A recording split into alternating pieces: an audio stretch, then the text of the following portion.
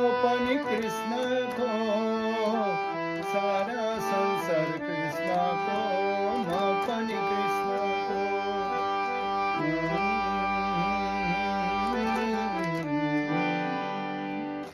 नमस्ते। आज बोस्टन सप्ताहको चौथो दिन हुन जाँदैछ।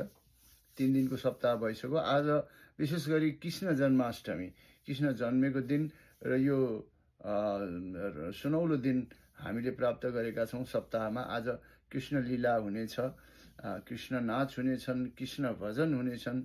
विशेष गरी दीनबन्धु गुरुजीले यस सम्बन्धी कथावाचन गर्नुहुनेछ र यहाँहरूको उपस्थितिको धेरै धेरै धेरै धेरै धेरै जरुरी छ। नेपाली समुदाय बन्दैछ, नेपाली एउटा सानो गाउँ बन्दैछ, नेपालीको कम्युनिटी सेन्टर छ जसलाई बचाउनु छ।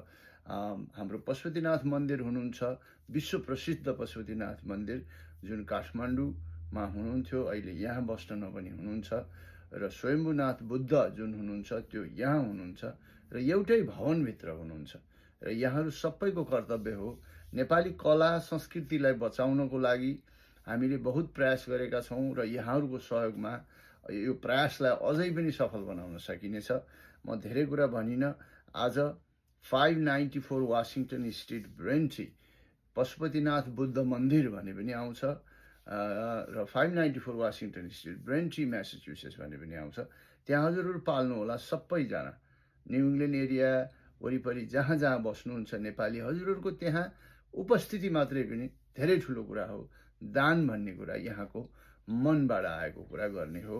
र let's see you all over there in 594 Washington Street, Pashupatinath Buddha Foundation of New England. Thank you.